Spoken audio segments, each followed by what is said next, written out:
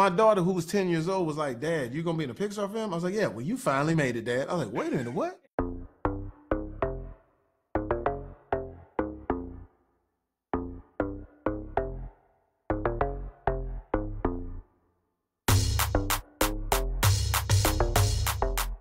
We all recognize the brilliance that Jamie Foxx has gifted us with so many delightful characters, from In Living Color all the way to his incredible Oscar run as the legendary Ray Charles. But this holiday season, he's relying on his voice to deliver a new hero that we'll all want to root for. We chat. I found out the hard way that what I was trying to do wasn't working. I went in there and I was doing all kinds of facial expressions and ha, and they went, "Jamie, we actually can't see you. We just want to hear your voice." I was like, "Oh, snap, word?" So I had to learn very quickly that it was really about the voice. But what was great about the process is that as you're doing the voice, it eventually becomes animation. You're animated. And they would say that. They would say it in the booth. That's the animation. And then when you look back on it and you look at how the final product was, it's breathtaking. This is Pixar's first Black lead character, and it's you. How does that feel, Jamie? Listen, it feels amazing. It feels amazing to have that. Do you know how amazing that is and how amazing we are? And out of all things that we've gone through, I was just earlier this year on the front lines at protests, man, trying to make sure that people understand that we matter, that we, that we are souls, that we are human, and we deserve better. We deserve better. And so now to have this, I think this is eloquent. I think this is something we should all celebrate. No matter what color you are, we should all celebrate this. So I take this with gratitude. I take that mantle and I hold it as high as I can. And let's just say you don't care about that. Okay? If you're out here listening to this, let's say if you don't care that there's a African-American lead. Well, watch this. It's also 100% Rotten Tomatoes. So there you go. You got the cinephile. We done got you too, because now you're showing Black excellence, because I've always felt like just because it is Black doesn't mean we could just rest on that and just rely on that. We want to be fantastic. And I think we were able to do both with Pete Docter and Kemp Powers and Dana. We've landed a fantastic movie, and I can't wait for the world to see it. It's so well done, and it was done in advance, of a lot of the conversations that we all have been forced to have. And in 2020, what made you want to be a part of this project? Well, for one, my daughter, who was 10 years old, was like, "Dad, you gonna be in a Pixar film?" I was like, "Yeah." Well, you finally made it, Dad. I was like, "Wait a minute, what? What about all the stuff I done did?" Man, bump all that. You in Pixar. So I was happy about that. And then just to be able to be a part of something that is going to be fantastic and everybody's going to love, and there's nothing like it. We're all super fans of Pixar and Disney, and so to be a part of that family, man, I jumped at the chance, and I'm just so happy that I got an opportunity to do it. Yeah. I counted at least 8 projects that you're either in pre-production for, attached to, or currently filming. What types of things are you looking for at this point in your career? I actually now have a brand new spirit. If you look at where I came from In Living Color. Where, Keenan Ivory wins and all the wins, which, gave me an opportunity to really hone in on what I was put here on earth to do. Black, writer, creator. So I didn't know nothing different. And then when I went to Jamie Foxx show with my guy, Bentley Kyle Evans, Black creators, Black writers. And now as you fast forward in my career, I got a great team with Rick Yorn and Associates. I got a great team with Datari, my producing partner. I got a great team with Breon, my music guy, and we are re-energized. And so when you see all of these different projects, we're re-energized. Like if you look at COVID, and I send so many blessings to people out there in the pandemic, because we've all been affected by it. I've been affected by it. But what I did do was I hunkered down and started writing. Like I wrote 3 different films that I actually sold. And then we got a big deal with Sony because we're doing the Black Ocean's 11. So look out for that. And other things. So, you know, now in this part of my career, I want to make sure the fans understand that I'm still hyped about doing comedy, do my stand-up, still hyped about entertaining. You know, I haven't relaxed. I'm still hungry for it. And not only just hungry to let the fans feel it, but also hungry to let my peers see, like, I'm still moving with it, trying to push the bar, trying to make things better. Yeah. You know, some of your best work comes from the dramatic space and not comedy, which of course is how we first met you, as you just talked about. But why do you think that is? Well, I think the reason the drama took off is because I was trying to do the comedy at the time, and every time I did a comedic film, it bombed. I ain't gonna even trip. It bombed because it always was like, it sounded like Martin's movie or it sounded like Eddie's movie. So next thing you know, a guy by the name of Oliver Stone, big director, sees me in an audition. The next thing you know, I'm in the movie Any Given Sunday, and Willie Beeman was born. My name is Willie Beeman. I keep the ladies screaming. You know what I'm saying? And so what I found was my whole thing was characters. My whole thing was doing characters. Like if it was Willie Beeman or Dead on the Ali, Bundini Brown, Muhammad Ali's a prophet, how you gonna be God's son? As soon as you come out the garage, you beat number 2.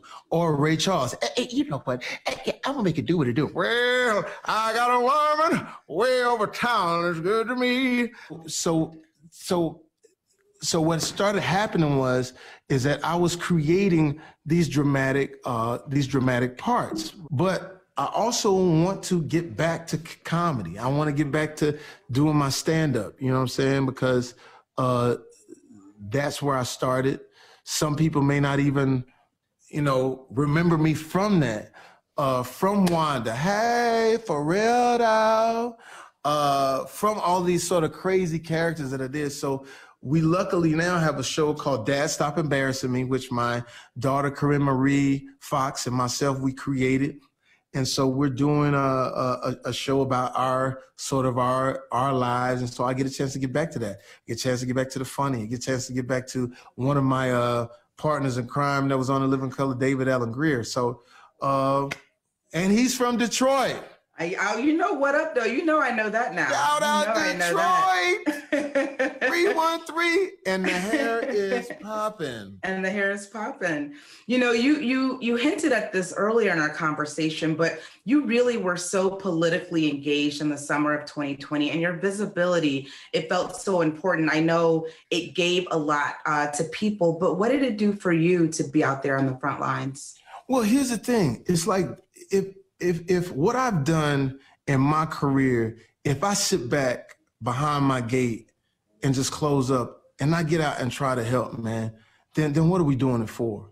I mean, literally, and I know sometimes it's a huge responsibility on Black folk. Maybe we shouldn't say that we all have to chip in, but listen, if you can't talk to Trayvon Martin's mom without feeling something, Ahmaud Arbery's father without feeling something, seeing George Floyd's family without feeling something. Look, I've been going to protest since Rodney King. So going on the front line, you want to be there to support. That's the first thing. You don't want to have to necessarily get in front of it. We don't have to do everything, but you just want to support those Black leaders, those Black people that are doing what they can to make sure that they just understand that we got a problem when it comes to Black folks. And when it comes to how we're just trying to live our life, we're not trying to do anything special. And even if you think about it, when you say Black Lives Matter, all we're saying is matter. We're not saying better. So it's important that you get out there and let them know, like, hey, I can't be comfortable with whatever success I have if I still feel like my people in my hometown or people that are out there trying to just do what they need to do are under siege. And so you got to do it. And then sometimes you will hear people say, well, all the celebrities don't know what I said, man, what you talking about? You can't say nothing about me if you don't know what a syrup sandwich is. You can't say nothing to me if you don't know like how it feels to have a Coke bottle with no Coke and you fill it up with water and act like you had a Coke. You can't tell me nothing about having free lunch tickets, which is what I had when I was coming up. So I'm not far removed from that. So when I see a brother being treated wrong, it's obvious. It's obvious. It's obvious.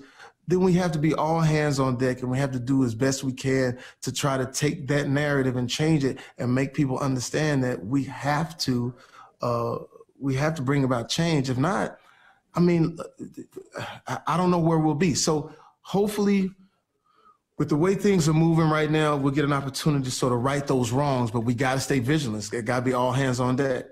Yeah.